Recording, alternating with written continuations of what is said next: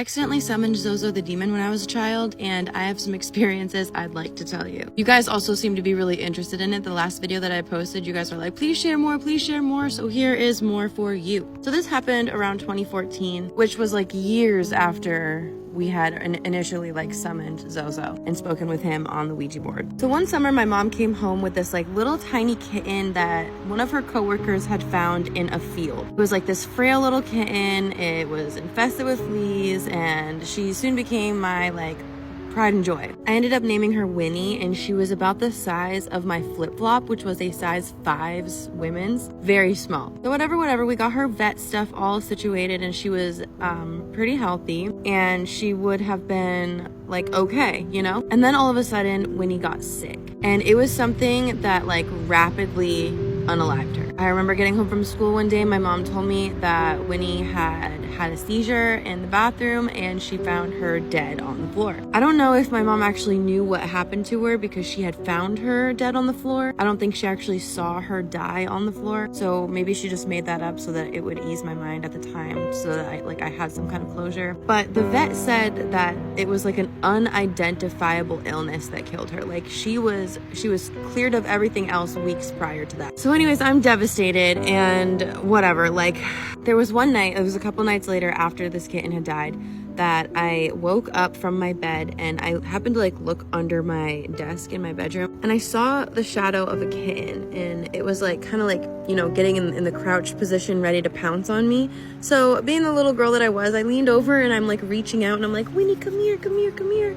And then I like finally remember Winnie's fucking dead and we don't have another cat. So I snatch my hand back and I like get back up on my bed and I'm like looking at it, looking at the shadow, and it's still like down in crouch position. And then all of a sudden it like pops up and disappears. And I'm like, okay, I don't really know what to do, because my family was like not the type to like be super like, you know, warm and cuddly when I would wake them up being scared in the middle of the night. So I forced myself to go back to sleep. I covered up my head with my blankets and shoved myself as far as I could in the corner of my bed, like up against the wall, and like made a barrier of my stuffed animals to like feel safer. But that night I ended up having a dream of my recently deceased sister. So she came to me in this dream and she told me, the cat is not a cat. And I was super confused, so I asked her what she meant. And after I asked her what she meant, her face started morphing into this like demonic creature. And in like this really deep demonic voice, she said, the cat is not the cat. She said this over and over and over and over again. And then I woke up in a cold sweat and I looked around my room, and over in the far corner that was by my bedroom door, like right behind my bedroom door, was this giant black mass that just kept growing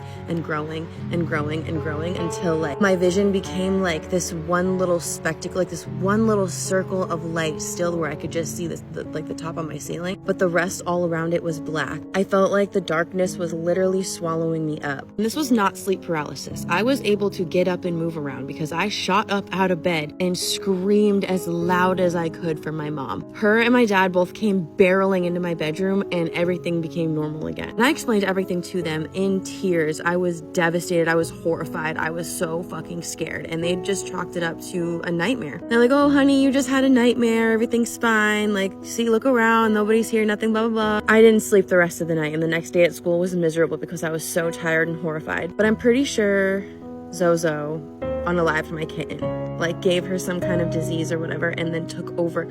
I don't know, because like, you know, honestly, I can't even explain it. If you have any explanations or anything that you can think of, just let me know in the comments, because to this day it baffles me and it freaks me the fuck out. I've never had an experience like that since. But yeah, Ronnie Radke said it himself.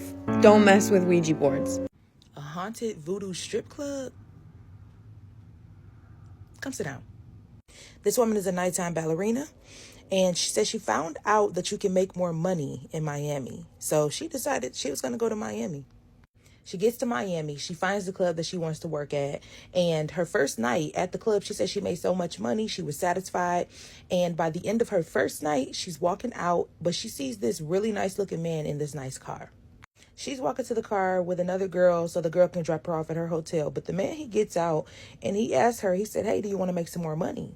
She tells him, yeah, I'm always down to make more money. So he tells her, he said, hey, make sure that you bring your things, you know, to the club tomorrow night. You don't have to, you know, pay where you lay. You can stay here for free. Next night comes, she brings her things. She doesn't have much, just a small suitcase. Brings her things to the club, and she told the girls, like, hey, I'm going to be here with y'all. She said the girls looked nervous when she told them that. She didn't see the nice-looking guy with the nice car. He's the club owner, but she didn't see him there, and she was like, okay, well, maybe I'll see him later. End of the work night for the ladies, and everybody's going towards the steps. All the girls that are staying are going towards the steps. So she's like, oh, okay, that's probably where we're going to be then. They're walking down the stairs, and she said while they're walking down the stairs, one of her coworkers turned around and pushed her. Didn't say anything to her, but pushed her and gave her this look. She didn't think anything of it because she's been doing this a few years, and she just thought, oh, she just don't want me making more money. They get down the basement, and the club owner appeared out of nowhere. He has white stuff all over his face, all over his body. He has white stuff on his hands. She said he drew something on the door, and the door opened without him touching it. She's looking around. The other girls are willingly walking into the rooms. Now, she didn't want to walk in the room because to her, this was just way too weird. She tried to turn around and get out of there. And before she had a chance to, she said she turned around and the man blew something in her face. And that's all she remembers. She comes to. She's feeling weak. She rose out of the bed and she's trying to get to the door. So she says as she's dragging her body across the floor to try to get to the door, it's almost like this barrier and she can't go over it. Every single time she's trying to reach for the door, it's almost like there's something there stopping her. She came to again, but she hears doors opening and her door finally opened. She zipped out of there so fast. She says she never even returned back to the club that night. While she's sitting at the airport, all these questions are going through her head. Was I about to be sex trafficked? What did he blow in my face? She gets back home to New York and she's fallen back into her old routine about a month later. She's back at her old club. All is well. One night, her and her friend are leaving the club and she sees that same kind of car that the man in Miami had. So her body tensed up. She said her anxiety was through the roof. She was terrified and she was just ready to get out of there. She did tell her friend all about the things that happened in Miami, but her friend told her a long time ago, you need to go see a medium. A few days passed and they go and see that medium her friend told her about.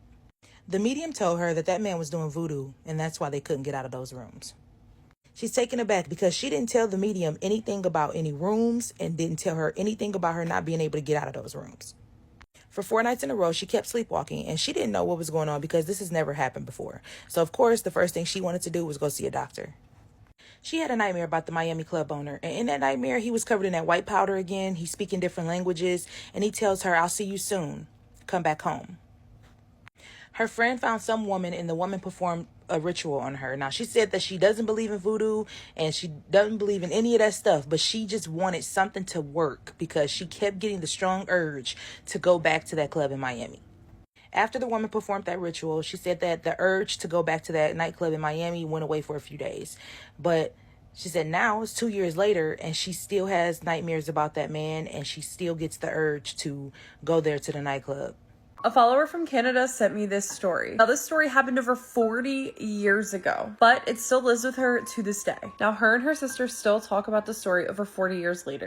She said ever since she was a child, she has been sensitive to things that she couldn't explain. But she felt something different in her house the night that her brother passed away. There were 4 children in their family. Her younger brother passed away at just 2 years old from a heart condition. Months later, while the family was still grieving, her parents went out for the evening. She was home with her older sister and brother. The 3 of them were sitting in the living room watching television, and then something happened. She said a sound ripped through the house, but it wasn't just a noise. It was like a force with like a whistle behind it. Like a freight train mixed with like a crack of thunder went through the house. She said it felt like it went through her back and like blasted through the front of her chest. She said it felt like the entire house shook and none of them moved and none of them spoke for like a minute. And they started searching the house trying to figure out where it came from. And then her sister led them to her bedroom where she once shared a room with her little brother. As soon as they walked in the room, they saw it. A framed photo had fallen off the wall that was of their little brother, but it wasn't laying underneath where it had hung. It was several feet away from where it was hanging on the wall and like it was thrown across the room. It was face down on the floor and somehow the glass wasn't broken. The frame had a crucifix on it and somehow the crucifix was gone. They searched everywhere for that crucifix, under the furniture, under the bed, literally everywhere in every corner, and they could not find it. And they found it all the way across the room inside of the floor vent. Same floor vent that used to be underneath their little brother's crib. Their little brother's crib was over top the air vent to keep him warm because of his heart condition. They knew something wasn't right, like the picture shouldn't have landed like where it did. And then all of them couldn't explain that sound and that feeling. And it wasn't just from a photo frame. Today, both of the sisters are in their 60s and they still talk about this moment together. It was like a force of energy just literally ripped through their house. They both believe that whatever happened in that house that night was real, and it truly made them believers. Neither of them have ever found an explanation for it. Maybe it was their little brother trying to get their attention and say hi. Leave me a comment down below and let me know what you think. So I was pregnant in 2004, about 9 months along, and me and my ex knew that we were about to be home a lot with a new baby, and we loved to go fishing, so we decided to go fishing one weekend while we still had time. We take our 2-man boat down to the fish ponds, and we tear the catfish up all day. That evening, we're still in the boat, out in the middle of the water, just chilling, when all of a sudden, here comes a big-ass alligator. This alligator had her head up out the water as she's traveling towards us. She wasn't scared at all. Now here, it's illegal to kill or feed gators, so we knew we couldn't do nothing. We just had to let her go on her way. But she didn't go on her way. She came straight up to the boat and just sat there staring at us. My ex takes the boat paddle and starts hitting the water with it, not hitting her, but like slapping the water and slapping the side of the boat to try to scare her off, but she's not moving. As a matter of fact, she comes closer and then lines her body up with our boat and starts rolling. When a big gator does that to your boat, it's super loud. It goes bam, bam, bam because their scales are hitting the side of the boat, but it also rocks the boat, makes you like shake and bounce around. So she's rocking our little boat and we're just kind of holding on. I said, I think she's trying to flip the boat. He said, well, she's too little. She won't be able to do that. I said, well, I hope not. We didn't have a motor on this boat, but we were paddling. And the whole way out, this gator kept following, rolling again. He was having a hard time even paddling to get us out of there because she was constantly in the way. Right before we get to the dock, she once again lines her body up and takes one final bam and like slams her whole body up against the side of the boat trying to turn us over. My ex took the boat paddle and like pushed her to try to push her away, and she snapped and came right back. So he pushed her again. And then we keep paddling, and we finally got up there to the dock. Later that day, we go to Papa's to give him a mess of catfish, and I tell him what that gator was doing, and he said it didn't surprise him at all. I said, why don't it surprise you? He said, because that gator knew there was something weak in that boat. She knew there was prey in that boat, and that you were weaker because you're pregnant. Alligators can sense those things. So when you go out in that water, you better be careful, especially if you're big pregnant. I didn't even think about the fact that she knew I was 9 months pregnant, and she's wanting to eat us. It's just amazing what animals can sense and how much they know about the environment around them, things that we can't even tell. Like, we can't even tell if a woman's pregnant until she starts showing or if she tells us. But animals, they know. Dogs can smell it. They come to find out that Labradors can sense cancer, COVID, pregnancy, all kinds of stuff. Look at what the drug dogs do. They can walk up to somebody and smell whether you got a pain pill, if you got a Xanax, if you got weed, if you got whatever. They can smell it. We had a guy that worked at our house for a good 6 months, and every time he came up, my Labrador would go straight to his pockets and go to sniffing and chewing. And one day I finally asked him, like, what do you have in your pockets? Like beef jerky, dog treats or something? He was like, no, it's a bag of weed. I'm like, what? My Labrador's going after weed? Apparently my Labrador loved the way that stuff smelled, because every time this guy came over, my dog would follow him around all day, sniffing and pulling at his pockets, trying to get in there. Just so amazing to me how much animals know and how they learn and the things they can sense. I've never told anyone about this before because, frankly, I don't want a psych evaluation. That is how this woman starts out this story. She says, but this has been burning a hole in her brain and she needed to finally just get it out. It all started at her job on a Tuesday. She said it was completely mundane. She was working at her desk doing some routine data entry on a massive spreadsheet. She says it was one of those mundane tasks where your eyes glaze over and you're almost on autopilot. So she reaches to her right, grabs her coffee cup and brings it up to her lips and takes a sip. And the coffee was cold. So she checks her watch. It's 2:14 p.m. She decides she's going to walk down the hallway to the break room to microwave it. Now, she says she remembers this walk vividly. She passes her coworker Rob's office and sees that he is sitting there chewing on a blue pen, and he was staring at his monitor. She also passed the supply closet, which was propped open by a wedge of cardboard. So she gets to the break room, puts her coffee in the microwave, punches in 45 seconds, and hits start. She said she stood there and watched as the little glass plate spun around and around, waiting for her coffee to get done. Microwave beeps, she takes the coffee out, the steam hits her in the face, and she continues to go back to her desk. She goes past the supply closet, still propped open with the cardboard, past Rob's desk, still chewing on the blue pen. So she gets back, sits down, puts the steaming mug of coffee on a coaster, and then stares up at her computer screen. She said the mouse cursor was hovering over the cell G42. She said in that moment she blinked, shook off the afternoon fog, reached over, and grabbed the cup of coffee. She brings it to her mouth and she takes a sip, and it's cold.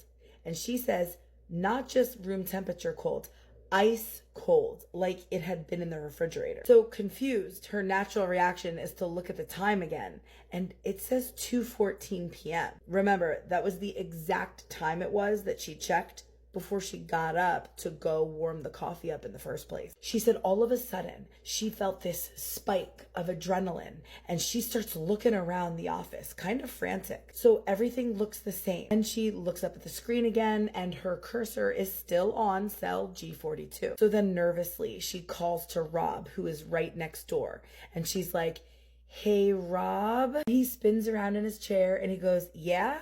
And she goes, Did I just walk past you to go to the break room?" And then he kind of chuckled and was like, no, you've been staring at your screen like a zombie for the past 20 minutes. Rob's like, "Why?" And she goes, no reason. And she said she's at this point losing her mind. So her heart is still pounding, and she sits back and she's trying to rationalize this now. She's like, somehow a micro nap perhaps made her think that she went and did that. Okay, so she took her freezing cold mug, stood up, and headed towards the break room again. She says, "I passed Rob and he was typing now." And she continues on, gets to the break room, and opens up the microwave door to put her mug in. When she opened up the microwave, inside of it sat an identical ceramic mug right there on the little glass turntable. She reaches out and her hand is trembling, and she reaches in and grabs the handle of the mug, and she said it was scalding hot. She's just standing there in disbelief, baffled, staring at this steaming hot cup of coffee inside the microwave as she holds the freezing cold cup in her right hand. She said, "That was not a dream. I didn't fall asleep. The action actually happened and heat had been generated." She said, "The object had been displaced, but the time and the me that did it had been totally overridden, leaving behind a physical artifact of a timeline I was not supposed to remember." She says she took her cold mug, left the hot one in the microwave,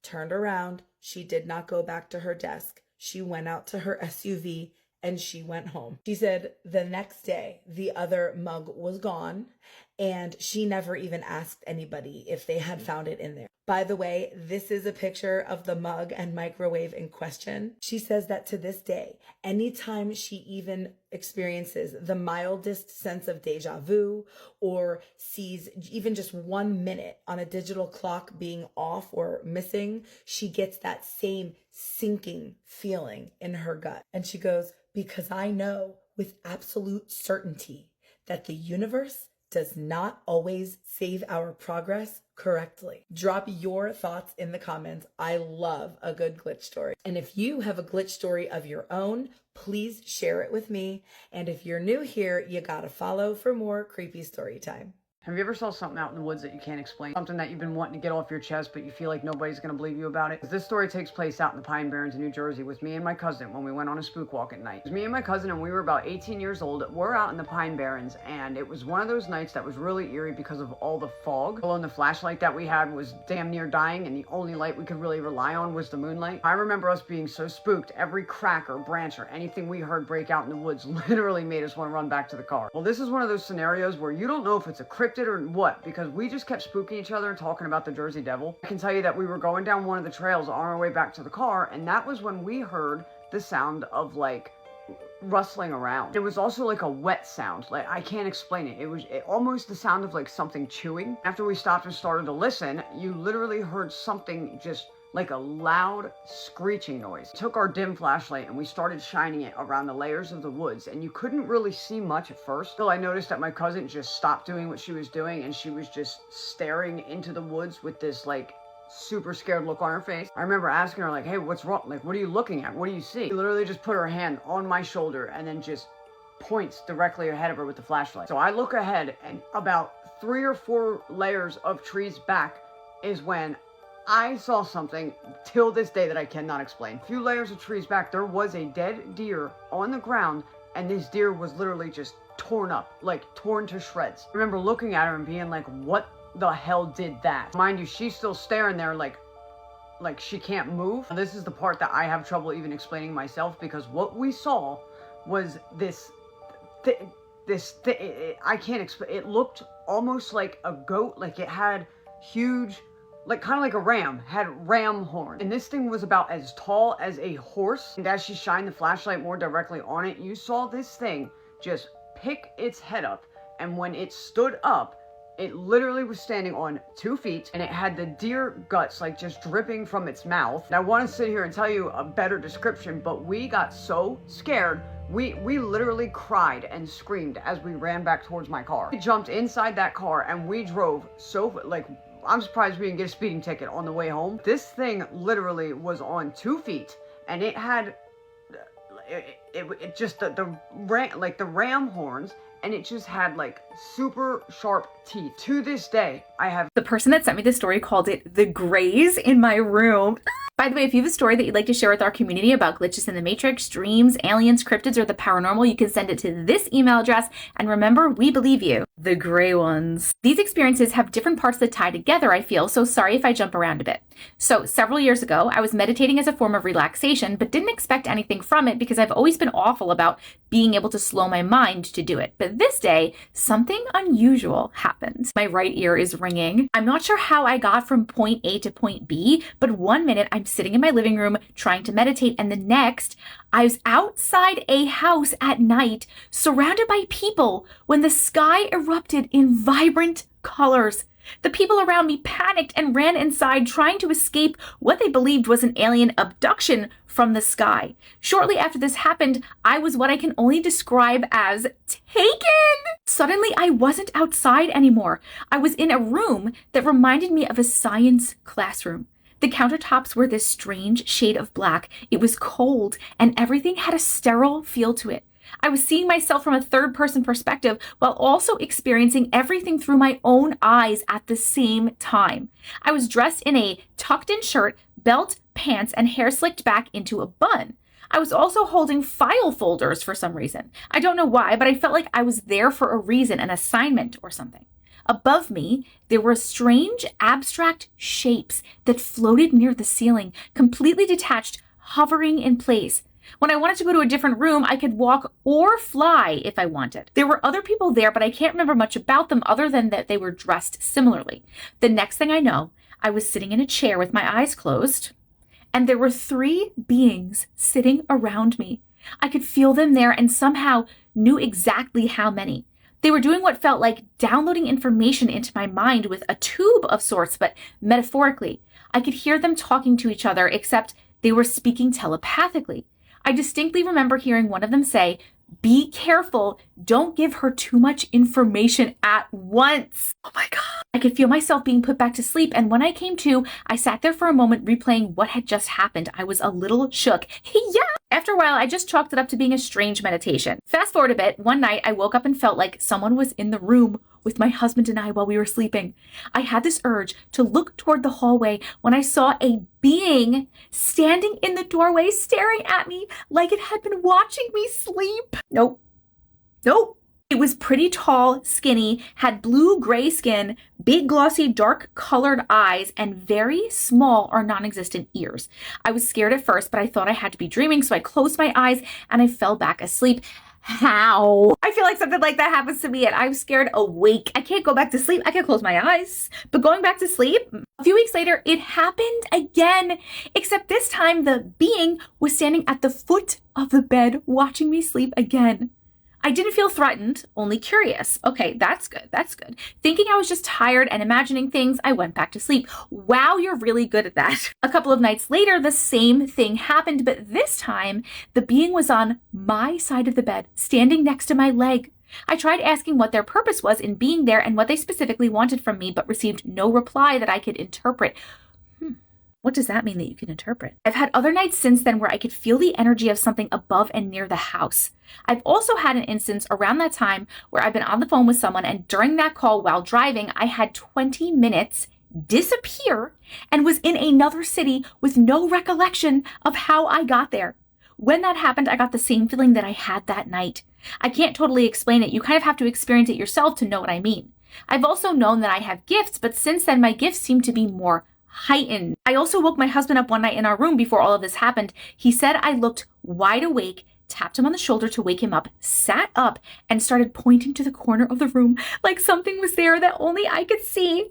Maybe that could be chalked up to sleep talking or something, but I thought it was strange and feels connected. I haven't had any experiences exactly like this since, but I can't help but wonder, was it just a strange meditation and me dreaming, or did both really happen? You can tag my TikTok. Okay, so if you're on TikTok, I'm tagging them below. Okay. The 20-minute driving was here, lost 20 minutes somewhere else, abduction. No, I believe this whole thing. I don't think any of this was a dream. I don't think any of this was a weird, strange meditation thing. I think by meditating, you have heightened your awareness and your frequency to the point that you are able to communicate and visit with these beings, and they took you somewhere. I think it's interesting though, wait, that you were in this place, in this like doctory place, and you had like a clipboard and stuff. I wonder if you're a hybrid, and if you're like going there to like work and do some things, and then they're having you not remember so you don't like freak out in real life. And the fact that you keep seeing this alien, this gray alien being or whatever, like looking at you in your room, I totally believe that. I do know that in a lot of instances with these kinds of stories,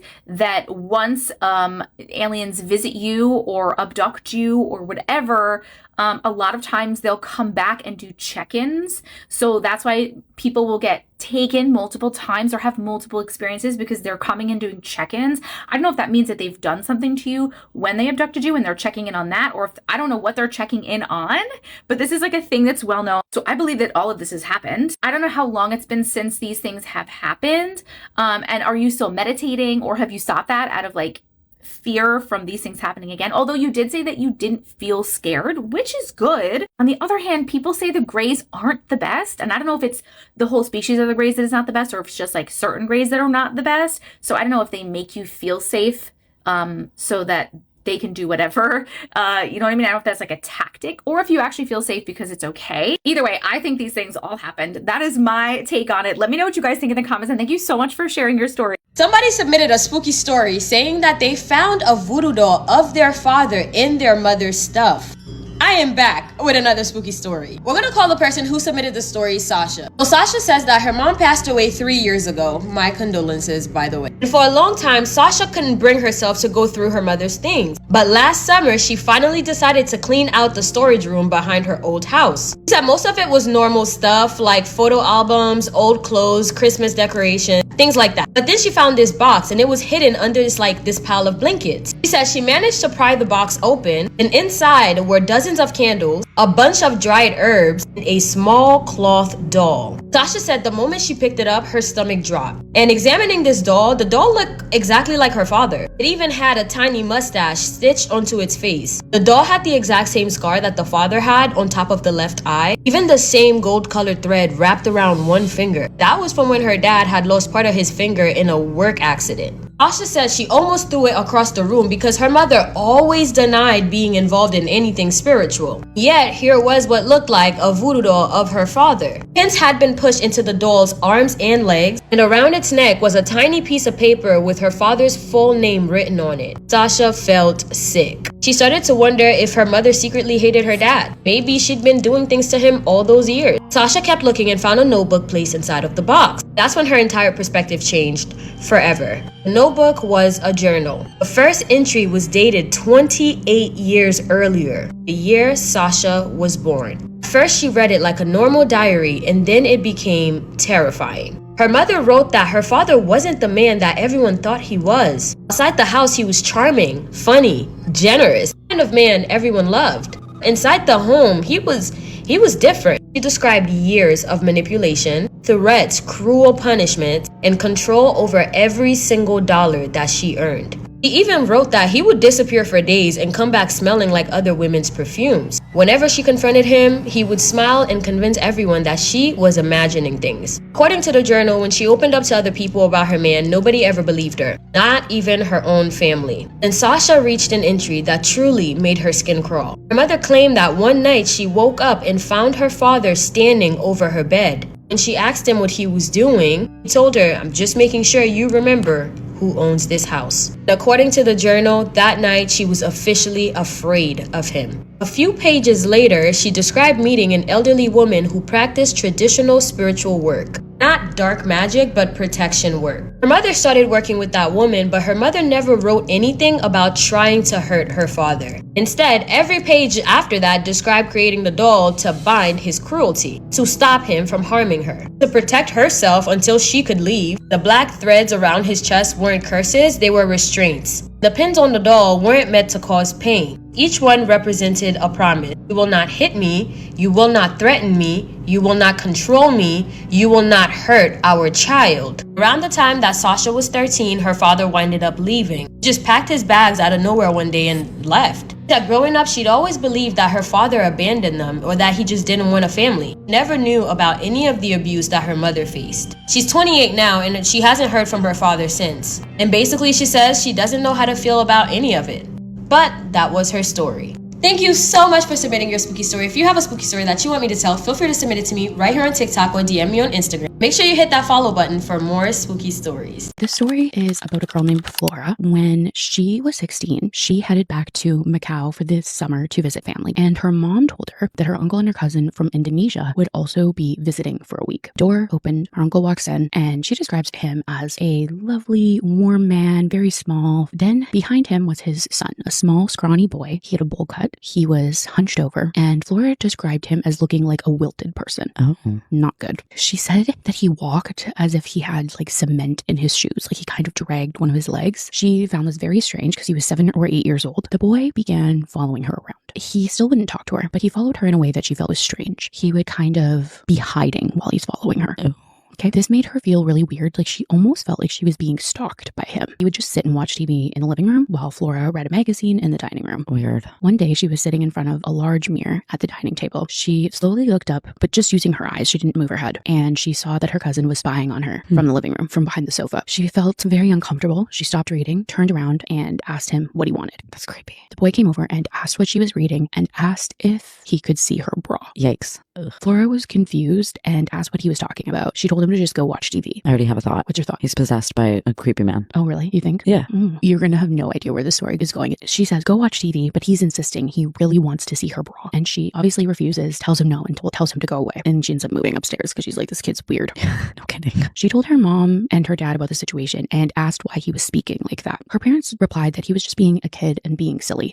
They said it was harmless. Well, oh, okay. But Flora accepted this explanation. She's 16. She accepts it and just thinks maybe it's a phase that boys go through. Oh, fair. But throughout the day, the boy continued to follow Flora around. But he also didn't just do this to her. He did this to all of the women in the house. One day, he even walked by Flora's mom and slapped her butt. That's his aunt? Yeah. Ew. Then one day, Flora walked by a room where her mom and her aunt were talking. They were gossiping, chatting. She was kind of listening, and she overheard them saying that his behavior was not normal. They questioned why he was saying things like that at such a young age, and they said it made them uncomfortable and made their skin crawl. Well, yeah. Flora had overheard that the boy had behavior problems back in Indonesia, and this was why her father had brought him back to Macau. The purpose was to take him to a healer that the family visited. After hearing all of this from her mom and her aunt, Flora had a pit in her stomach. She felt like what she was experiencing with her cousin was just really scary and not child's play. Yeah, no shit. She said her mom and aunt even seemed scared. The behavior did not stop. The boy continued saying creepy things all week. Again, Flora didn't feel completely threatened physically because he was 8 years old. She was like, I could take him. Yeah. But she was deeply creeped out. It was extremely hot outside one day, around 100 degrees Fahrenheit. Flora chose to stay inside and sit in what she calls the breakfast nook. She was sitting alone reading a magazine, and the boy came over to her. By this point, it was midweek, and he had been there for a few days. Flora reacted immediately with annoyance, rolls her eyes at him and goes, what? He approaches her and said she was pretty and tells her she shouldn't sit there. And Flora's like, what do you mean? And the boy says, you're sitting under that thing. Flora realizes that next to the breakfast nook was a shelf with porcelain items, and on the top shelf was a statue of Guanyin, the goddess of mercy. Flora asked the boy if he meant Guanyin. The boy told her to turn the statue around because he didn't want to look at it. He said, "She's a killer. Turn her around." Snacks in hand, the vibe is set, and once I start, don't eat too much because you gotta stay fine. But come on, bestie, yeah. Hey, bestie, I missed you. I know, right? I was in the middle of stretching and I feel so relaxed and I'm like, I don't even want to move, so I'm just gonna tell y'all the story from here. Anyway, bestie, you wanna go get your snack? You wanna go get your gardening essentials? Yeah, it's story time. I'm uploading a new YouTube video today, so if you want to watch my story in long forms, go watch it over on my YouTube, nobody else's, because they're making money off of me. Anyway, I genuinely did miss you guys. I'm not gonna ramble. On to the story. So for the sake of this story, let's call this girl Jasmine. So Jasmine has been a long time follower since like my mermaid days.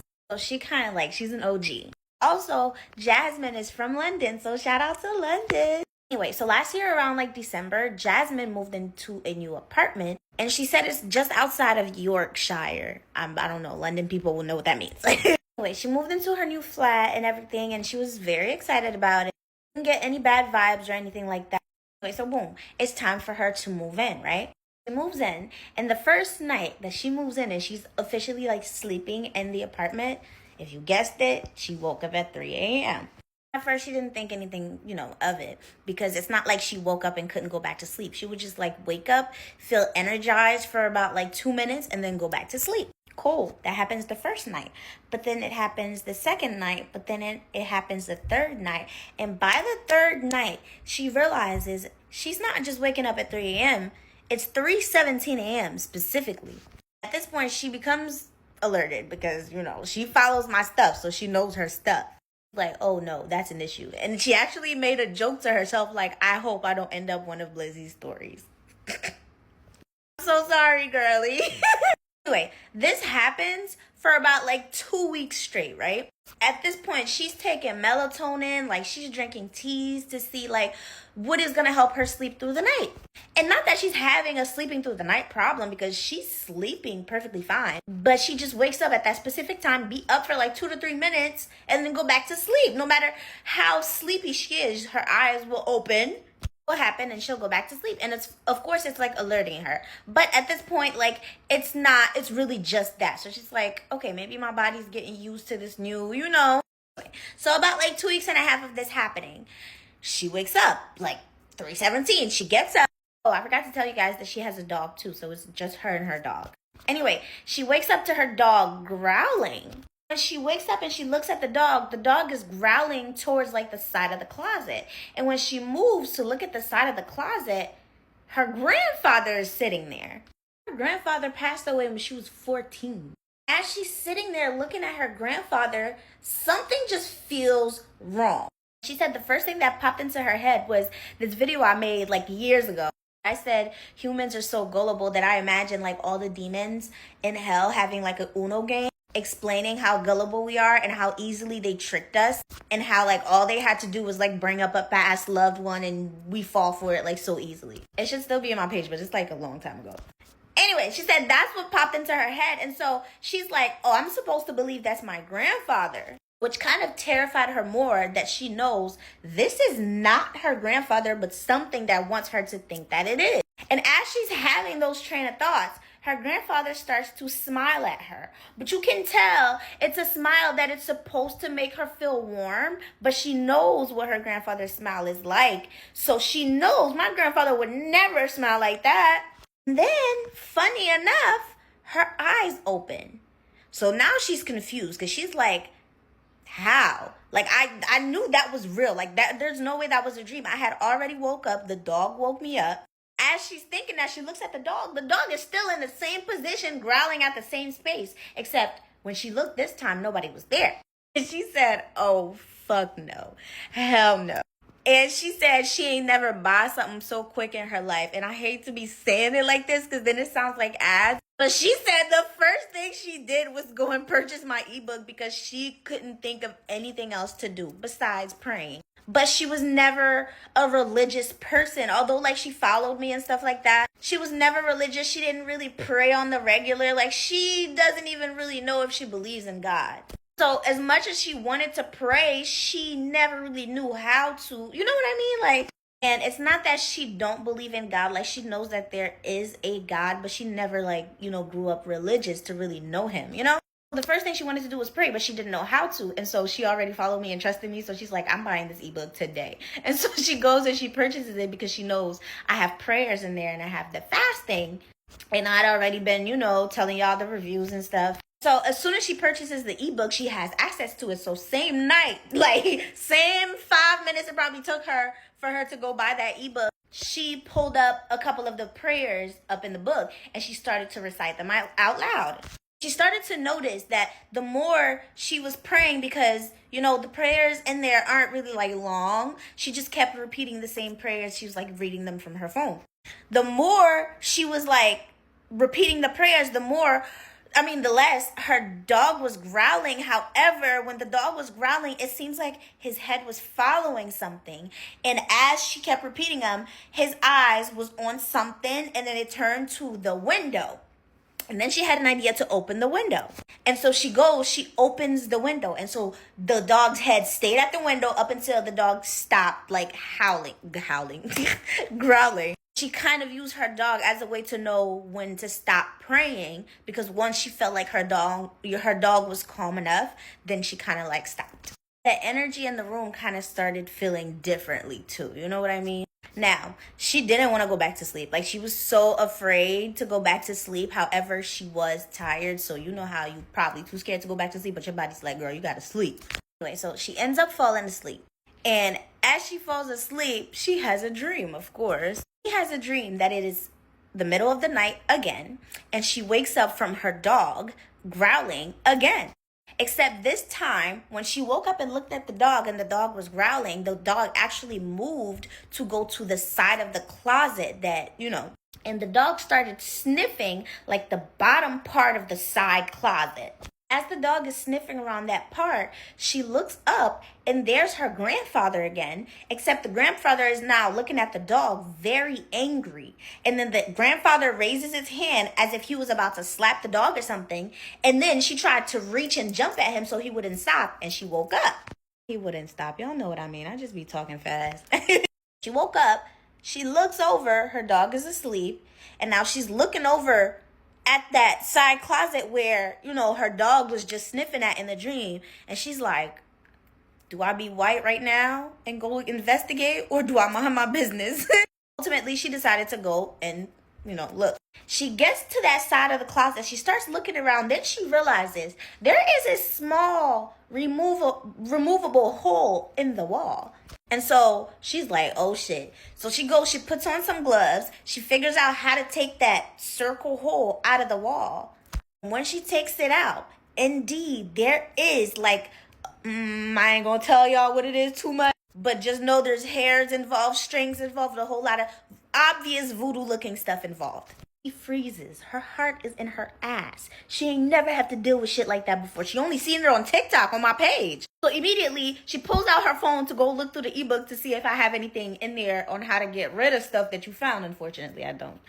She has to think quick on her feet. She takes the stuff, she goes outside, she gets a lighter, and she burns all of the stuff together, and she's like praying some of the prayers I have in the ebook over it. After that, she definitely didn't go back to sleep. The next thing she did was go on Amazon and order all the stuff that I have to cleanse your house and stuff like that. As soon as it was early enough to call people, she called her landlord like, yo, because she did take pictures. She's like, this is what I just found in my apartment. Like, long story short, the landlord and the last people that lived in that apartment didn't leave each other so well. The landlord was very well aware that they do magic, and one of the reasons why he kicked that person out was because the other neighbors were complaining, because they would do weird sacrifice stuff. And so they left that there so that whoever rents this apartment from the landlord again can never stay. Landlord knows that because the landlord is a foreigner, and you know, he know about that stuff. He says she's actually that, you know, old tenant. Anyway, time is running out. He says that till this day, that tenant is still trying to like attack him spiritually. Ultimately, since then, she got the stuff, she cleansed her house, and nothing else has really happened anymore. She says she wants to do the fast, but she's terrified. Anyway, that's the story, y'all. Don't forget to let me know what you were eating. Don't forget to go over to my YouTube. I'm uploading a new video literally like within the next hour or two or so. Okay, I love you. Bye. My grandmother spent the last few months of her life in hospice care. She was pretty lucid most of the time. Like she could hold conversations, she remembered names. She would even joke around here and there about like old memories. A week before she passed, she started to talk about a dream that she was having often, and she described that it was a field, it had a long road in the middle of it, and people were standing on the side of the road. She mentioned that the people, they were just kind of watching her, not in like a scary way, but they knew she was there. And my mom asked who they were, and my grandma said, "I don't know them yet." The answer felt a little odd, but we didn't think too much of it.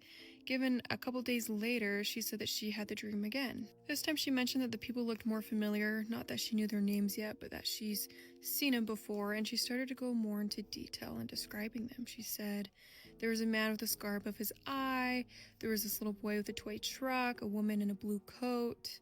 Very specific. Nobody recognized any of the people that she described, but the nurses said just not to worry. People, when they're at the end, they kind of have visions, and it's not a big deal, so we didn't think too much about it. There was one afternoon later on where my grandma was napping, and she woke up and she seemed frightened, and she grabbed my mom's arm, and she said at the end of the road there's a gate. Mom asked her what was behind it, and she just kind of shook her head, and she said, "I couldn't really see, but there were thousands of people behind it, and the people that she saw on the road before were even there behind the gate, like waiting almost." And from that point on, every single night she would go back to this dream, and she would say that she was closer and closer to the gate. 2 nights before she passed away, my mom and I, we were there a lot, obviously, watching her, and she said that my grandma seemed almost relieved, like she she seemed happy. And my mom asked what had changed, and she just said, my grandmother said, "I finally recognized somebody behind the gate." And we kind of assumed that it was like a deceased family member, and the veil was really thin. And so my mom asked who it was. My grandma said, "Nobody who's died." Well, that didn't really make very much sense to us, and so we just kind of looked at her a little confused, and she said, "She's not there yet." My grandma described the person. She said that she was in her late 40s, she had dark short hair, and she had a birthmark above her left eye. Nobody recognized this person. Nobody knew who this could have been. My grandma passed away that night very peacefully in her sleep, and months went by. We didn't really talk much about it, like her visions. And one day my aunt actually called, and she said that she was looking at a family album. She said as she was going through this album, there was a picture of a family reunion that we had like years ago. And she had the dark short hair, the birthmark above her left eye. After that, we spent weeks trying to identify this person. None of us could, but eventually an older relative was able to. And they told us that this woman married into the family temporarily in the 1970s. Nobody had seen this woman in years. Eventually my mom, she did get curious, and she looked up the lady online, and it pulled up her obituary. And this is the part that's kind of crazy, is the woman didn't die before my grandma, but she died 3 months after my grandma had passed. It was on the same date that my grandma mentioned her right before she passed away. In every city and town in America, there are these secret underground tunnels. And these tunnels are connected by an intercontinental highway. Now, in the 1950s, there was a project called Operation Dig, and various agencies got together and they dug out these tunnels connecting towns and cities across America. And the idea was, in the event of a nuclear war, they could still operate and go between cities and towns and places of interest. Now, a lot of people believe that these entrances to these tunnels are in various places, like parking garages or even big chain stores. Now, apparently in the 70s, when they were digging these tunnels out, they were doing so on Native American reservations. And the natives would tell them, be careful, like underground, there are these ant people and lizard people who do not take kindly to humans. And at some point in time, they did encounter these beings, and a battle ensued in which there were witnesses to some of these strange entities being carried out of these tunnels. Now, I believe that there are various sites across this country that are all connected, like the Shanghai tunnels. And even in Seattle, there's something called the Seattle Underground, which at one time there was this entire city in the early 1900s that Seattle built on top of. And you can actually go to a series of underground tunnels that go through this entire city. Now, there was someone who came forward and said that they happened to go on one of these tours of the Seattle Underground. And they decided with a friend that they were going to sneak off. So as the tour got to a specific point, they wandered away from the tour and they hid. As they came out into this labyrinth of tunnels, they said they came across this homeless man, and he was sitting up against a wall covered in a blanket. And they witnessed a spider the size of a dog carry this man away.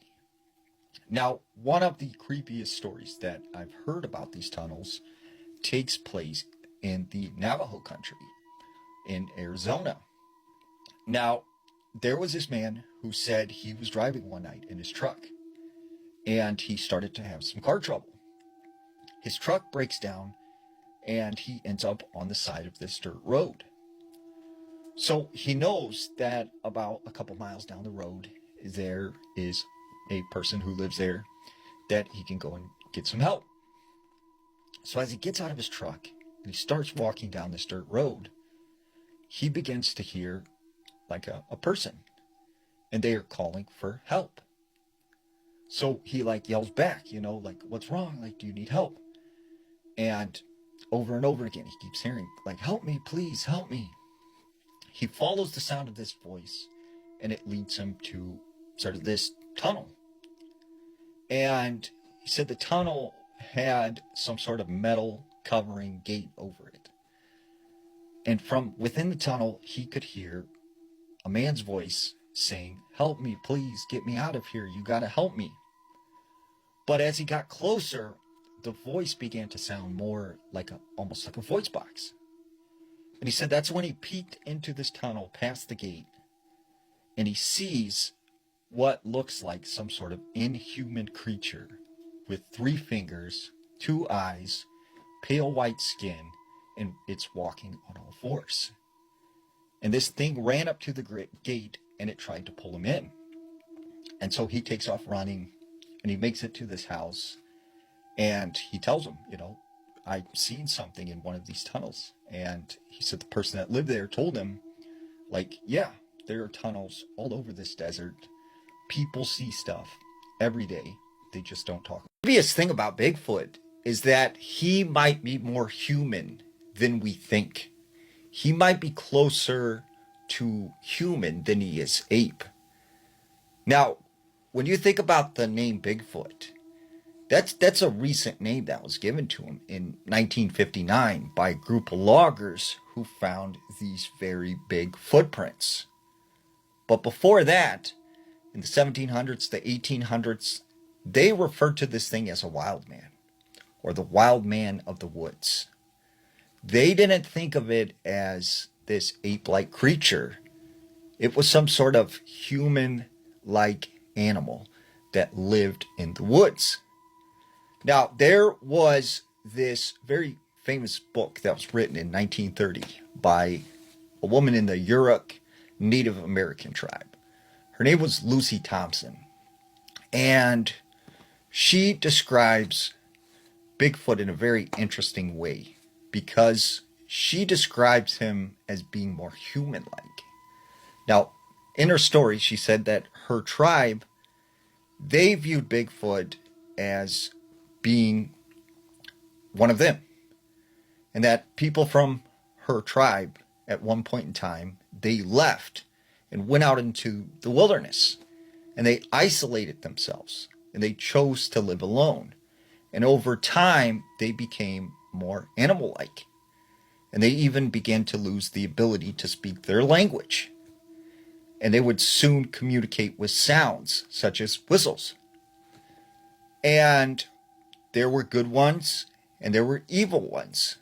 And sometimes these evil ones, they would take women and children, specifically women. And so a lot of the women in her tribe were terrified of this Bigfoot-like creature coming and taking them. And she recounts a story that was told to her about this young Native American woman who one day she was out picking berries when all of a sudden she feels this large hand over her face. And the next thing she knows, she's being picked up into the air and carried away by something. As she's trying to get a look at what has a hold of her, she said this thing stopped. It grabbed a bunch of tree sap and it rubbed it in her eyes to the point where she couldn't see, to kind of conceal where it was taking her. And it took her and swam across this river. It ascended up this mountain, and it took her into this cave. And finally, when they stopped and this thing sat her down, she began to rub her eyes and take off the sap. And as she looked around, she sees these 3 hairy, tall men that looked more animal-like. They communicated by sound. They didn't speak her language. But she said over and over to them again, "Please let me go back to my village. Please let me leave." She said they simply shook their head as if they understood her. Now, for a whole year, she lived with these 3 creatures. And she said they would eat berries, roots, meat. They would feed her very well, but they would not let her leave. There was always one of these things watching her. Now, after several months, she began to get very sick. She got very weak. And so she starts saying to these creatures, "Please, let me go back to my village. I am sick. I don't have much long to live. Please let me leave." She said eventually the one who had taken her agreed and just picked her up, put tree sap in her eyes again, and took her back to her village. And when she returns to her village, they are amazed to see that she's still alive and that she is returned. Very soon, she finds out that she's pregnant, and she gives birth to this creature's child. It didn't survive very long, but this was known as one of the many stories in her tribe about this thing coming and taking women. And so to her, this thing was very human-like. This is a creepy story that I heard from a truck driver, and you have to understand, this guy was a Vietnam vet. He had seen a lot of things. He was a no-nonsense kind of guy. Nothing really scared him. But he said one night he was driving on Interstate 50 in Nevada, and he said, he had been driving probably for about 8 to 9 hours at that time, and he was getting a little tired, but he felt like he could still go for a couple more hours. Well, he said one of the things he noticed as he's driving down the interstate is that there wasn't any other cars. And, he went for miles and didn't see another headlight, which he thought was weird because normally you'd at least see one truck go by or another car go by every once in a while. He didn't see anything. So he started to kind of freak out a little bit because he said he just realized how alone he really was because there was no cars around, no houses, just nothing but kind of open desert. So he said all of a sudden, he sees sort of a figure kind of moving in the shoulder up ahead. So he slows his truck down a little bit, and when he gets closer, he realizes it's this little old lady in a hospital gown, starts shuffling along the side of the shoulder of the interstate. So he said there was this, old trucker rule that if you see someone that needs help, you stop and help them. So he slows down his truck, and when it finally comes down to a stop, he pulls over onto the shoulder. He grabs a flashlight out of his glove box and gets out of the truck.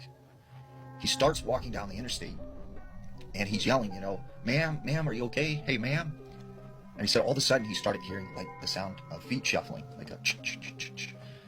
And he said it kind of got a little louder. And finally, into his line of sight steps that little old lady. And he said she was wearing this hospital gown. She had no shoes on, but she had like some kind of hospital socks.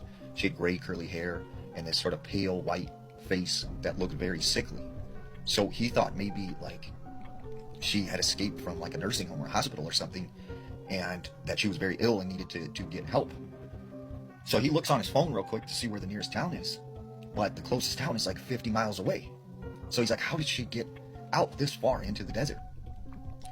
So he says, ma'am, are you okay? Like, what's wrong? Can I do anything to help? Like, let's get you in my truck and we'll get you somewhere safe. She doesn't say anything. She just slowly shuffling towards him. He says, ma'am, did you hear me? Like, I can help you. What's wrong? Like, do you remember anything? She didn't say anything. She's shuffling. And he said he just had this bad feeling that something wasn't right about this woman. And he said as he started to get more and more afraid, all of a sudden, this woman just got this big smile on his face. And she started looking at him, just smiling like an old lady, who was excited about seeing her grandkids, right? And he said when she got within like 10 feet of him, she all of a sudden reached out her arms like a grandmother trying to embrace her grandchild. And he said right as she did that, his whole body just kind of went limp. He could not move his body at all. And he said he wanted to run back to his truck, but he just couldn't get the movement out. And she slowly made her way closely with her arms out.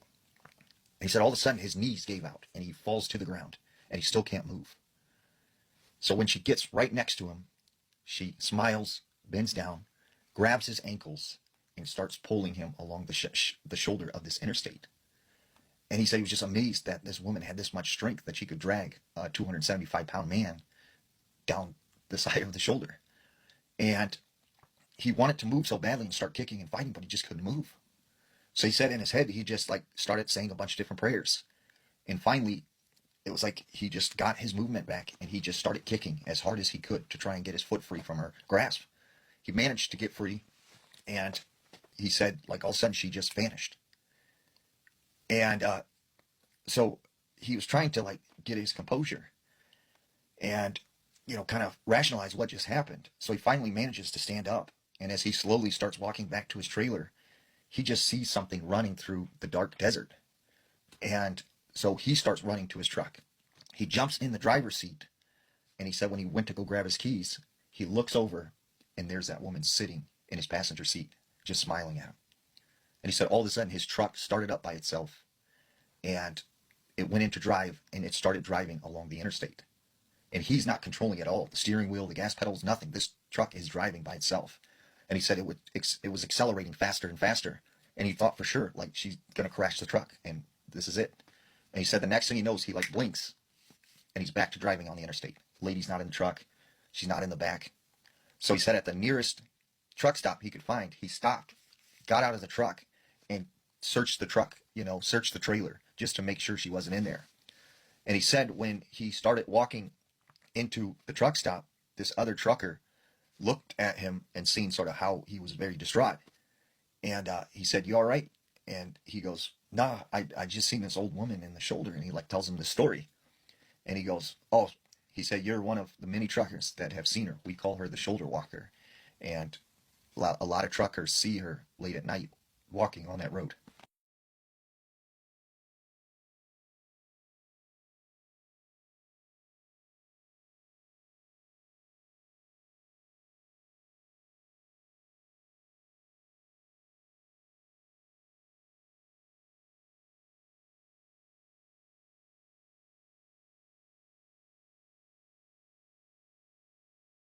One of the creepiest encounters with Dogman was a story I heard out of West Virginia.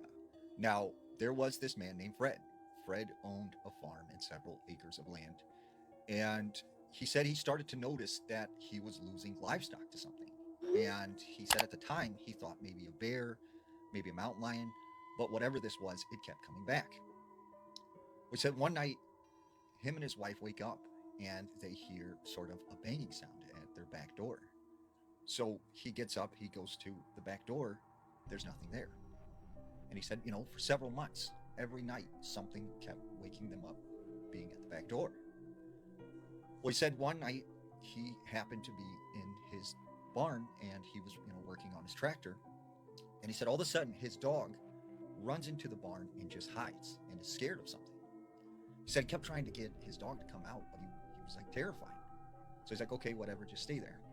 So he went back to working on his tractor, and he said out of the corner of his eye, next to the door, he sees a shadow of something run by. So he goes up to the door, he looks out, he doesn't see anything.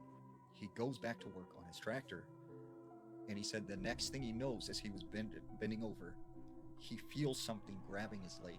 And when he looks down, he said there was a hand sticking through a hole in the barn, grabbing his leg. He said it was covered in fur, and it had these long, sharp nails. He said he hit it with this wrench that he had, and whatever it was let go. He runs outside of the barn, and he looks to, where this creature or whatever it was would have been, and he said there was nothing there.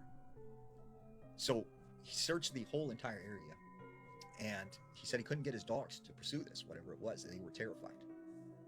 About a couple months later, he said, one night, as usual, he hears something messing with the back door.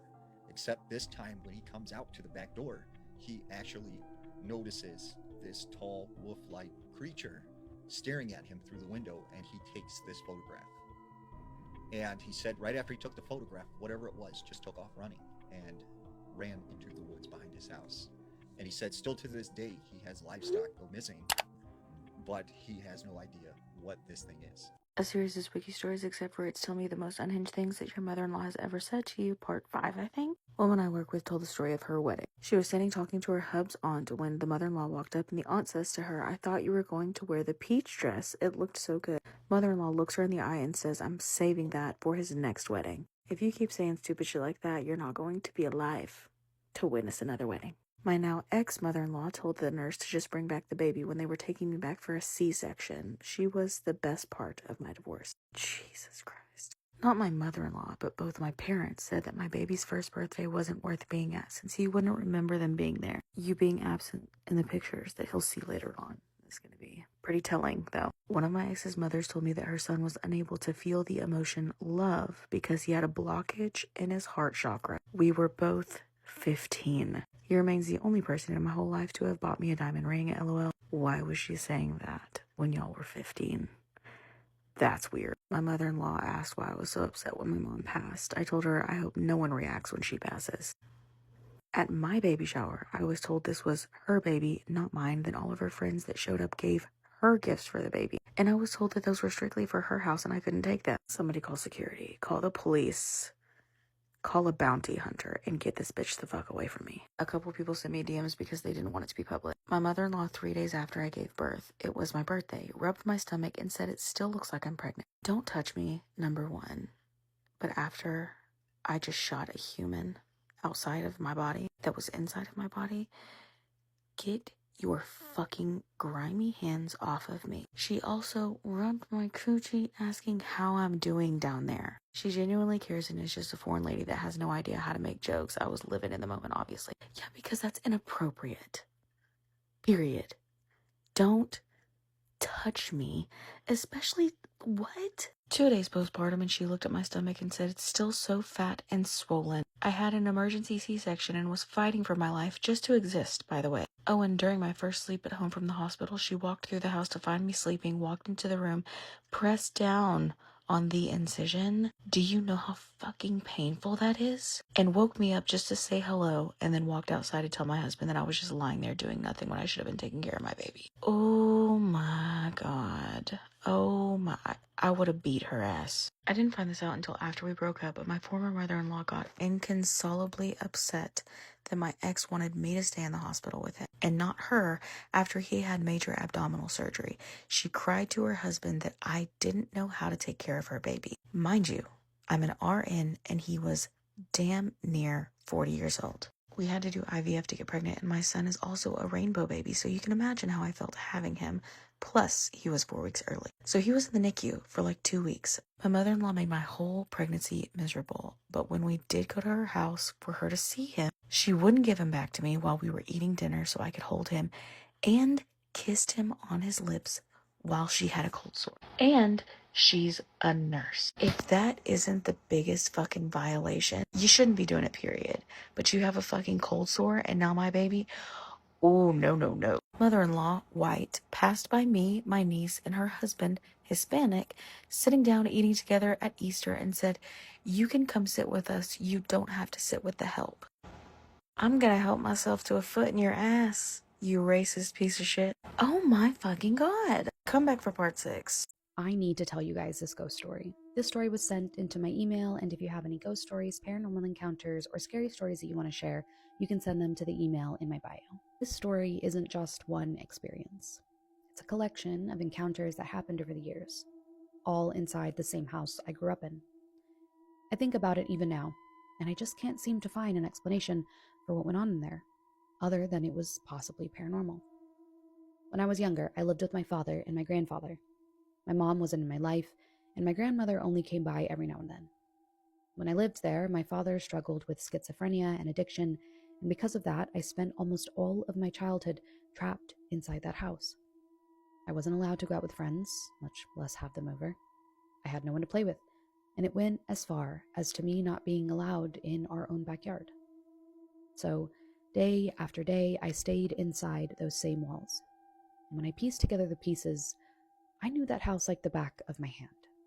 So I can be pretty confident in saying, I think that the house had something living inside of it. Something that wasn't us, 3 living, breathing people. The first thing happened when I was only 5 years old. It was the middle of summer, and my father and grandfather were sitting outside while I was forced to stay indoors. I was talking to my grandmother through our landline and laying down in my dad's bed in complete darkness. Unfortunately, this all felt completely normal. It was honestly just another day. After I had finished talking to my grandmother, I hung up the phone, and I just laid there for a second, and that's when I noticed it. From my peripheral vision, something was standing beside the bed. My body locked up. I tried not to look directly at it. It wasn't moving. It just stood there, silently watching me. I couldn't make out any details beyond what I could catch out of the corner of my eye because of the darkness of the room, but it was there.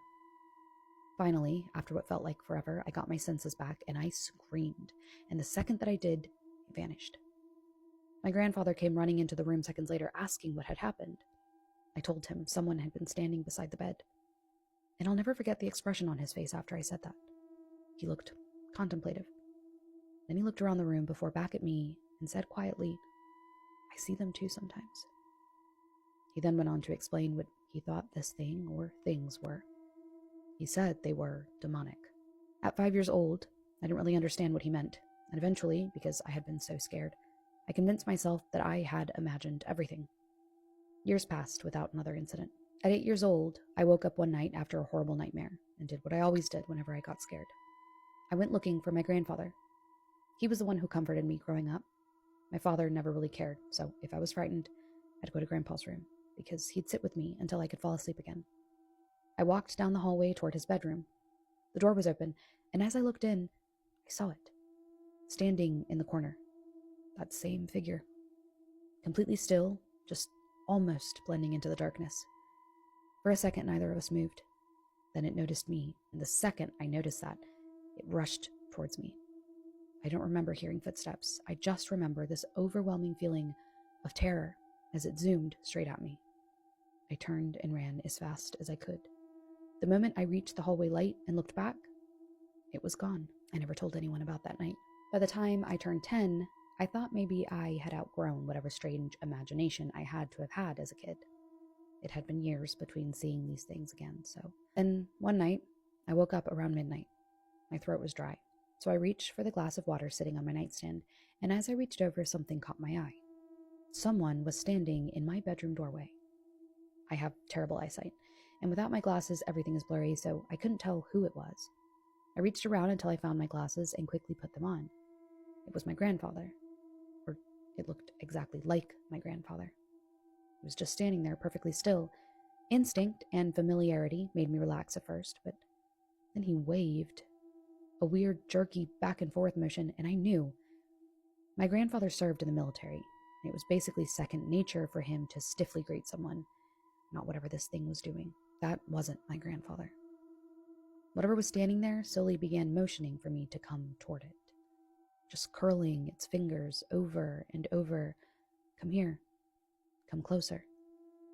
I remember being in a complete state of terror, because behind me, through the wall, I could hear my grandfather snoring in his bedroom. I was so scared I pulled the blanket over myself and just stared at the darkness underneath until eventually exhaustion took over and I fell asleep. Years later, strange things were still happening. Late one night, I heard giggling outside my bedroom window. Soft, childish giggles. And then a basketball bouncing on the pavement over and over and over again. Bounce, bounce, bounce.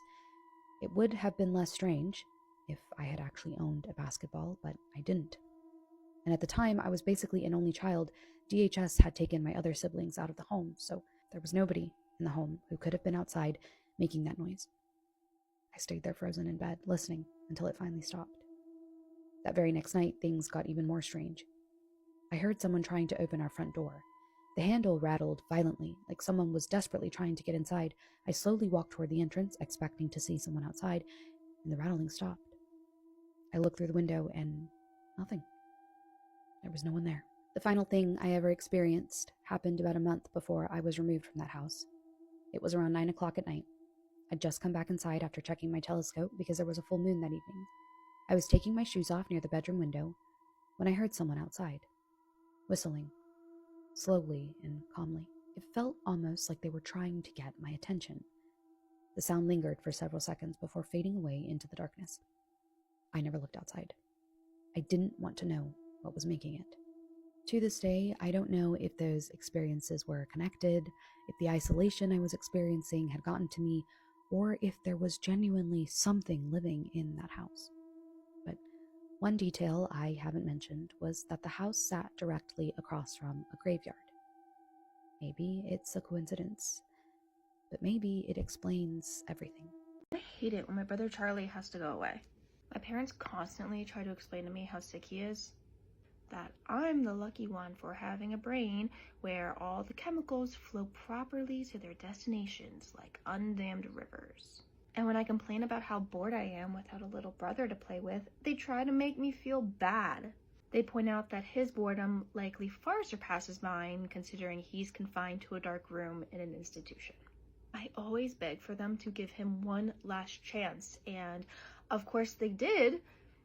At first, Charlie's been back home several times, each shorter in duration than the last. And every time, without fail, it all starts again. The neighborhood cats with gouged out eyes found in his toy chest. Our dad's razors found on the baby slide at the park across the street. And, our mom's vitamins replaced with bits of dishwasher tablets. So my parents are hesitant now, using last chances sparingly. They say his disorder makes him charming, makes it easy for him to fake normalcy and to trick the doctors who care for him into thinking that he's ready for rehabilitation. I will just have to put up with my boredom if it means staying safe from him. But I really do hate it when Charlie has to go away. It makes me have to pretend to be good until he gets back.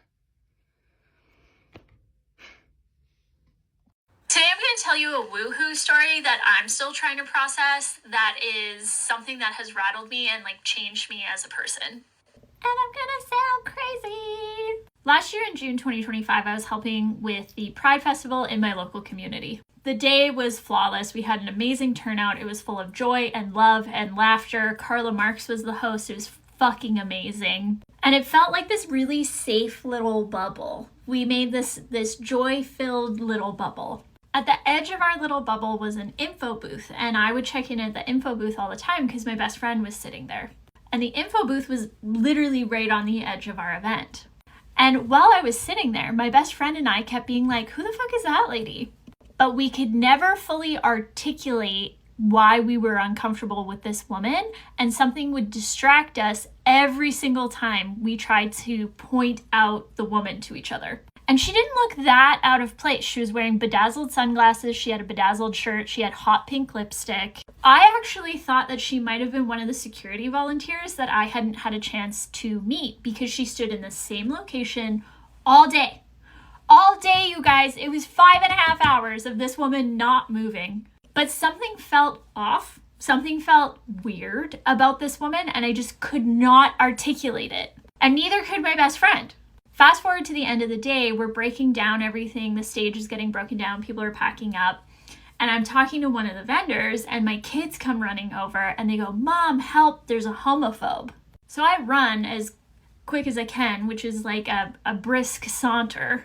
And I round the corner, and I see just a massive group of people screaming at the woman, the hot pink lipstick woman. And I instantly think to myself, this is weird. This is a collection of people who have seen some shit. They have interacted with homophobes a billion times. They are not the people who get elevated from some random woman at the end of the day. So I elbow my way to the front, and I see this woman and all of these people, all of my peers, screaming and shouting and freaking out. And this woman is saying things to the effect of, "I'm here to save your soul. I'm here to save your soul. I'm here to redeem you. The rapture is coming. I'm here to save your soul." And I got really close to this woman, and I turned my back on her, and I told the crowd in front of me, "Nope, we're dancing. We're dancing and we're having a great time. Yay!" And the woman behind me grabbed my shoulder and turned me to look at her. And she was within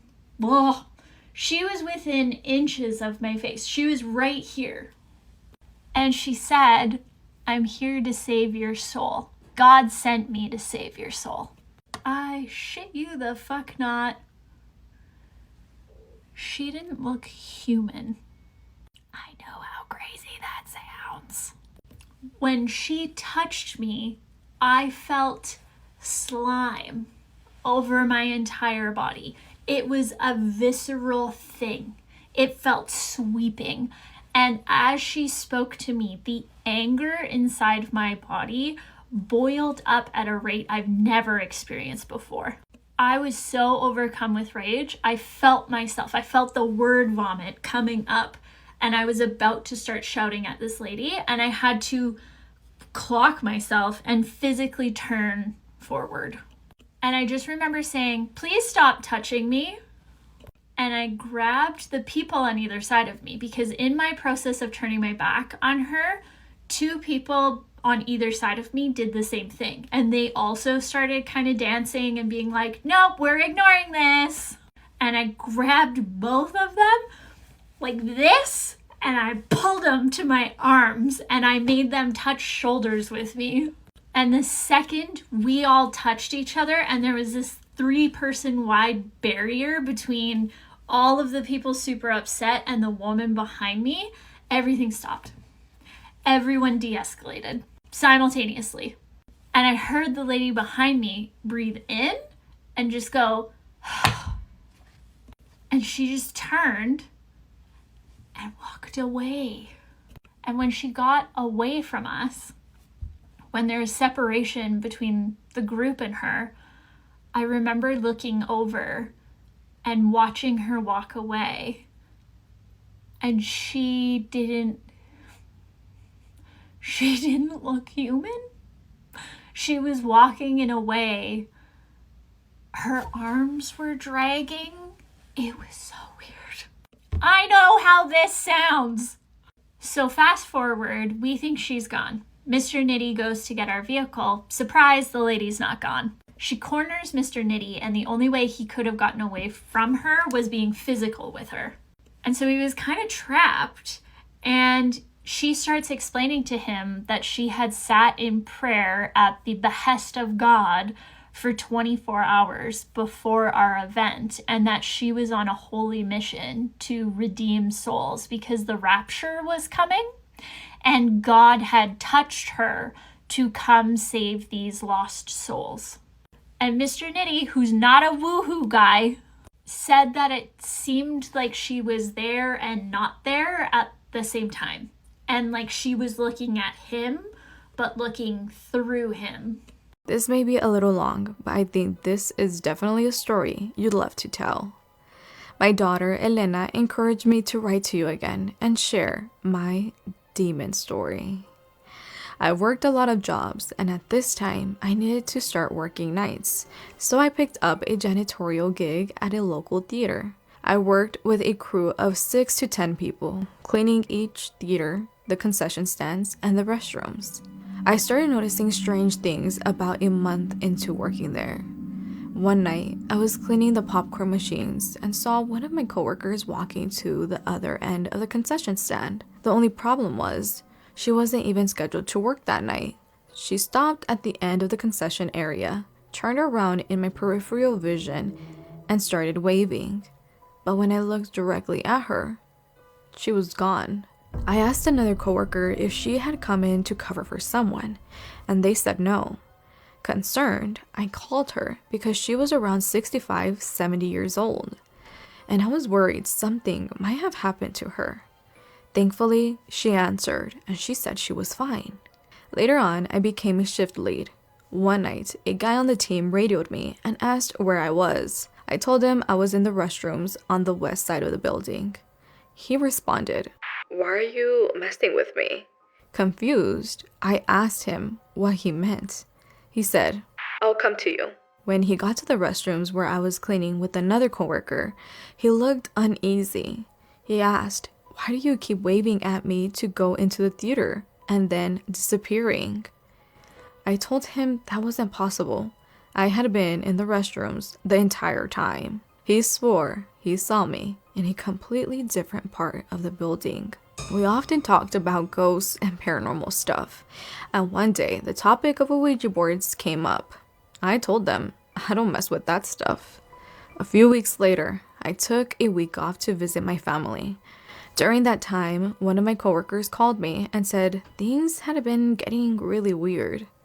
I asked him what he meant. He said the activity had picked up. He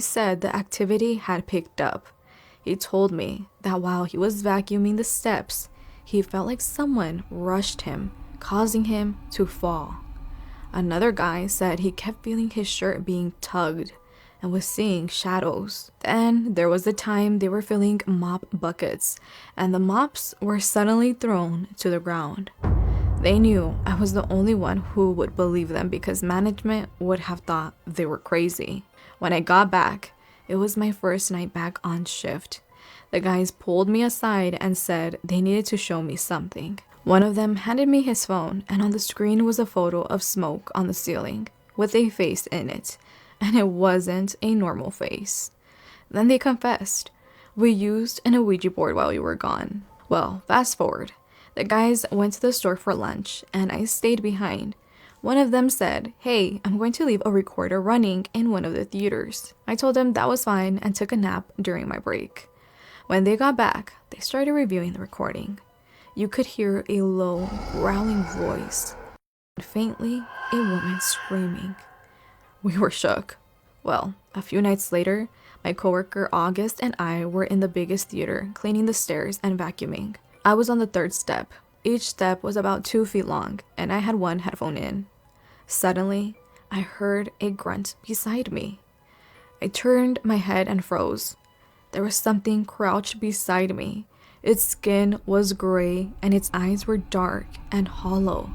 It had long fingernails curled over the stairwell. I shouted for August, and he immediately saw it too. He cussed loudly as I jumped back, leaving all my equipment behind. We only had one way out. The theater was designed with 2 stairways that led to a single exit into the lobby. We had no choice but to run down the opposite side, praying this thing wouldn't cut us off. We radioed the rest of the crew, and they came running. We met them outside the theater and breathlessly told them what we saw. One guy brushed it off and said, "Man, it's just your imagination." He went into the theater, mocking whatever it was. We told him not to mess around, but he didn't listen. A few minutes later, He came back out and the color had completely drained from his face. He asked, "Did that thing have you tell?" I told him I didn't know. I wasn't sticking around to find out. After that, we all decided to leave. Luckily, most of our work was done. Eventually, I ended up quitting that job because things started following me home. Thanks for reading. Larissa. What happened to Russell and Shirley Dermond is probably one of the most horrifying cases I've ever heard. This was really just a beautiful couple who had been able to spend their lives together and even passed away together. They were parents, they were grandparents, and what happened to them just should not have happened. Russell and Shirley lived in Georgia in a gated community about 70 miles away from Atlanta, Georgia. They were last seen on May 1st as they were running some errands. Russell was seen going to the bank and then going to the grocery store and picking up a couple of things, and then he went to the pharmacy where he picked up a medication for Shirley. She was getting ready to have a cataract surgery. That weekend was a party, a Kentucky Derby party at one of their neighbors' house that they had planned to attend, but they didn't show up. By the time May 6th rolled around, nobody had seen Russell or Shirley, so one of the neighbors went to their house. When they walked into the house, it was unlocked. They found one of the most disturbing scenes. Russell was found in the garage between the couple's two vehicles, and he was decapitated. Shirley was nowhere to be seen. Unfortunately, 10 days after she went missing, she was found in the lake, and she had passed away from several blunt force attacks to the head. On Russell's shirt collar, they did find gunshot residue, and police believe that Russell was decapitated because the people who did this didn't want them to find the bullet that was in his head. That's extremely gruesome, and I'm really sorry, but it's just absolutely awful. There is little to no evidence when it comes to anything else. The families were interviewed, neighbors were interviewed, and they just found nothing. Now, it is worthy to note, I guess, that one of the couple's sons had actually been killed in a drug deal gone wrong in the early 2000s, I think 2000 actually, but police do not think that these two incidents were related. Police do believe that this was a multi-person attack, like multiple people broke into their home, and they believe that the intent was robbery, that whoever did this wanted to rob the Dermonds because they thought that they had something of value, and when they didn't find anything worth value in their home, they just took their lives. Honestly, the fact that this case is unsolved and that it was as horrendous as it is absolutely heartbreaking to me, and I don't know, I just hope so much for the family's sake that they find some answers and that justice is served. If you have any information, here are the numbers that you need to call to give tips. They don't have very many tips when it comes to this case, so if you know anything at all, please reach out to the proper authorities. Let me know your thoughts down in the comments and follow for more true crime. Might have known the story of real-life boogeyman. Here's the thing about this. You commit one of the worst crimes imaginable, and then you say, oh, I had a really bad childhood, that's why I did it. It doesn't work that way. I have to give a trigger warning here. We're talking about a 12-year-old child. If you think that listening to this, it is not easy to listen to. It's not easy to talk about. But if you think that listening to this is going to harm your mental health in any way, shape, or form, skip this video and I will see you in my next ones.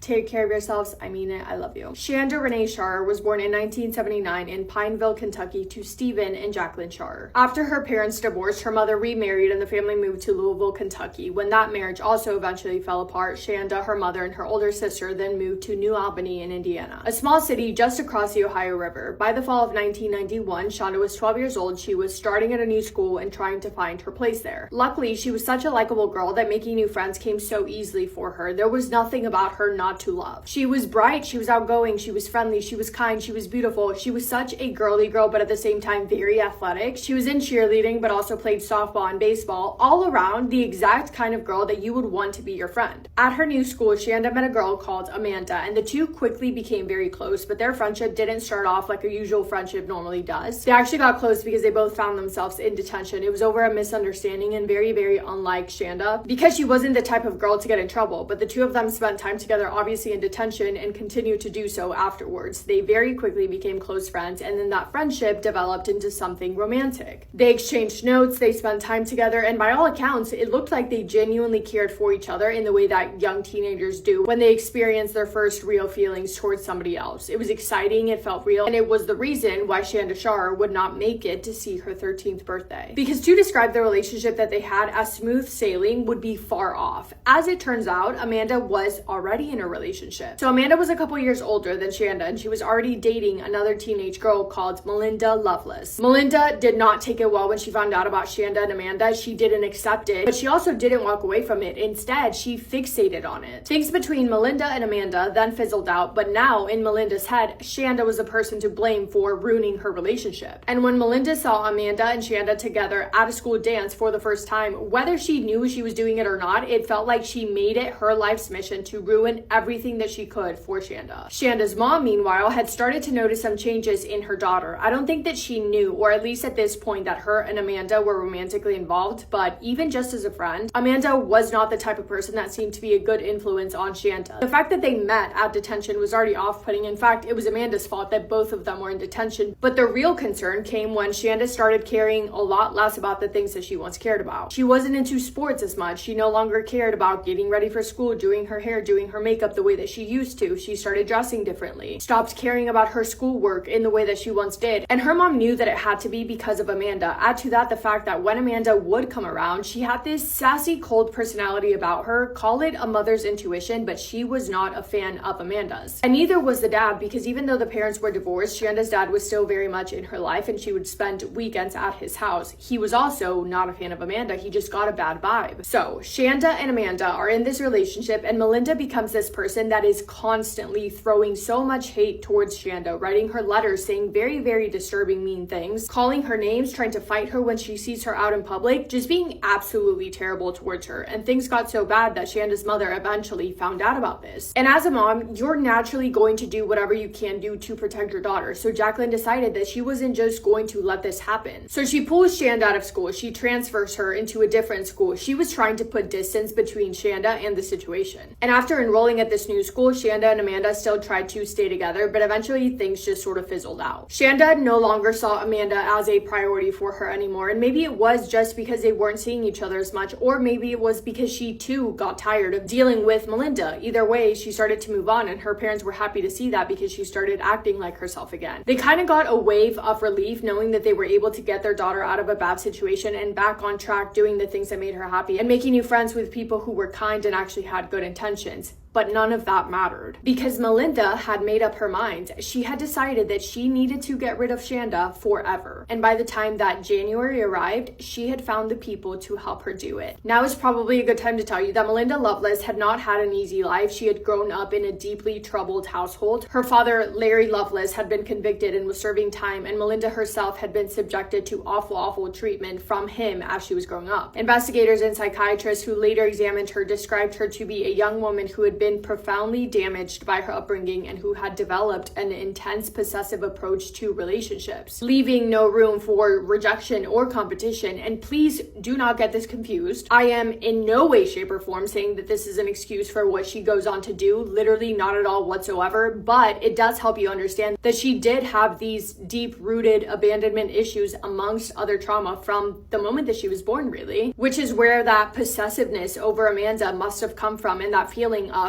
no one is going to hurt me and get away with it. The other three girls that Melinda recruited were 17-year-old Lori Tackett, 15-year-old Hope Rippey, and 15-year-old Toni Lawrence. Those girls had never met Shanda. They probably didn't even know who she was, and only Lori out of those three had met Melinda. Neither Hope or Toni had met her before, but Lori was the person to introduce them all to each other. And when Melinda told them that she wanted to go and scare a girl who had been a copycat and had stolen her girlfriend, they got in the car and very quickly became willing participants. On the night of January 10th, 1992, Shanda was staying at her father Stephen's home in Jeffersonville, Indiana. She usually spent the weekends there. At approximately 10 p.m., Toni Lawrence and Hope Rippey knocked on the front door. They told Shanda that they were friends with Amanda and said that Amanda wanted to see her. Shanda believed them, but she was hesitant to go. She was hesitant to see Amanda in the first place, so she told them that she had plans for the night, but if they came back later, she would potentially sneak out with them. So they left, and Shanda's dad kind of overheard the conversation and asked who they were and what that was about, but Shanda just just brushed it off. Eventually, her dad and his wife went to bed.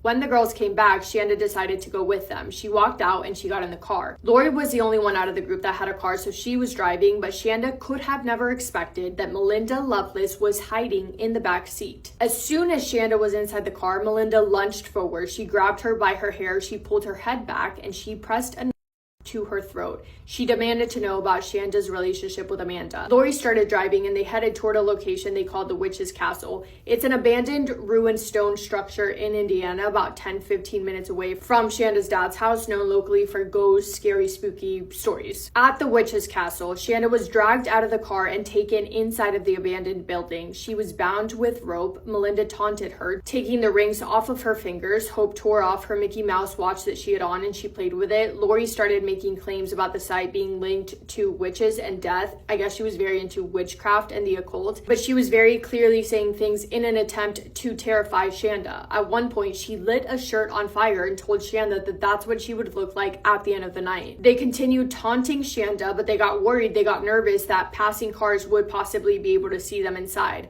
The group eventually then forced Shanda into the trunk of the car and they drove to Lori's house in Madison, Indiana, which was around an hour away. At Lori's house, while her family was asleep, the violence escalated significantly. Melinda and Lori beat Shanda repeatedly. They used a rope to her. They stood her with an Later on in the night, they also S8'd her with a foreign object. At some point during this, still at Lori's house, the group became convinced that Shanda was gone. They dragged her out and put her back into the trunk of the car. Then they went inside, cleaned up, and played some games. Tony was the one person who wasn't actively participating in what was happening, but she was also not stopping it. She wasn't intervening in the slightest. She would later say that she was frozen in terror. Shanda, who was still alive, barely, but she was, started making sounds, attempting to yell from the trunk of the car outside. The girls heard her from inside, so Melinda and Lori then decided they needed to take Shanda elsewhere. Those two got in the car and they started to drive, but they could still hear Shanda trying to scream from the trunk of the car. So they pulled over and Lori used a tire iron until she, quote, heard her head cave in. I know I don't even have to explain to you guys how awful and horrible and terrible this is. That is obvious, but it's heartbreaking to imagine Shanda, 12 years old, trying her absolute best to try and hold on to any hope, any last bit of energy that she had left, but without a doubt, the last hours of her life were filled with nothing but terror. Eventually, Melinda and Lori returned back home. They went to go pick up the other girls, and in the early hours of January 11th, 1992, the four girls drove to a remote cornfield off of Lemon Road in rural Jefferson County in Indiana. They pulled Shanda out of the trunk, and she was still clinging to life. Melinda Lovelace poured lighter fluid from a squeezy bottle over Shanda's body. Hope then struck a match and threw it over the top of her, causing a fire. Shanda Shar was 12 years old. She burned in that cornfield in southern Indiana while four teenage girls just stared down at her. Mommy was the only word that she could say in the end. The girls got back in the car and they drove away. And what did they do? You may be wondering. Oh, well, they stopped at McDonald's for breakfast. They laughed about what they had done. Melinda was proud that she finally had been able to do what she had been thinking about doing for a very long time. She was so proud, in fact, that she headed over to Amanda's house and told her what they did to Shanda. Amanda didn't believe her. That was until Melinda reportedly showed her evidence. Later that morning, two men driving on Lemon Road in Jefferson County noticed the fire in that field. They stopped and they called the authorities. Jefferson County Police and Emergency Services responded to that scene, and what they found confirmed their worst fears: the badly burned body of a child. Shanda Shar was pronounced deceased at the hospital. She would forever remain only 12 years old. It did not take long for authorities to figure out who was responsible for this. Tony began talking almost immediately. On that same night, January 11th, she told her parents what had happened. Her parents called the police, and within hours of Shanda's body being discovered, law enforcement had the names. Police arrested all four girls within days of the murder. Each gave statements, and each implicated the other. But the details that emerged from those interviews, from the physical evidence collected at the Witch's Castle, from the evidence collected at Lori's house and at the crime scene, painted a picture of 8 hours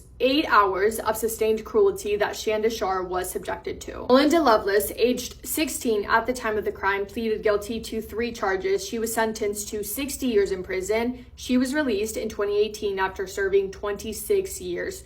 Lori, age 17 at the time of the crime, pleaded guilty to 3 charges. She was sentenced to 60 years as well. She was released in 2007 after serving approximately 25 years. Hope, 15 years old at the time of the crime, also pleaded guilty. She was sentenced to 35 years. She was released in 2006 after serving 14 years. Tony, aged 15 at the time of the crime, pleaded guilty to criminal confinement only, stating that she did not participate directly in the violence but failed to intervene or seek help. She was sentenced to 20 years in prison and was released in 2001 after serving only 9 years. She was the first one of the 4 to be free, but all 4 currently free. Shanda's family has never fully recovered. How do you? Grief is already such a difficult thing, let alone when it's unexpected and when the person is so incredibly young. Her mom has spoken publicly over the years about the ongoing pain of losing a child, losing her daughter in such a violent, senseless way. Quote, she was just a little girl. She was just 12 years old.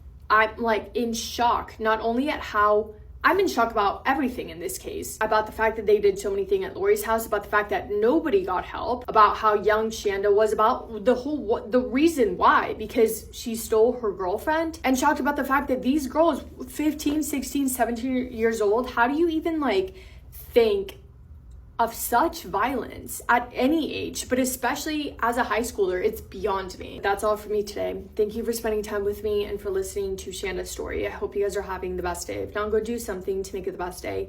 Make somebody happy, and I will see you in my next video. Massive kiss on the forehead to every single one of you.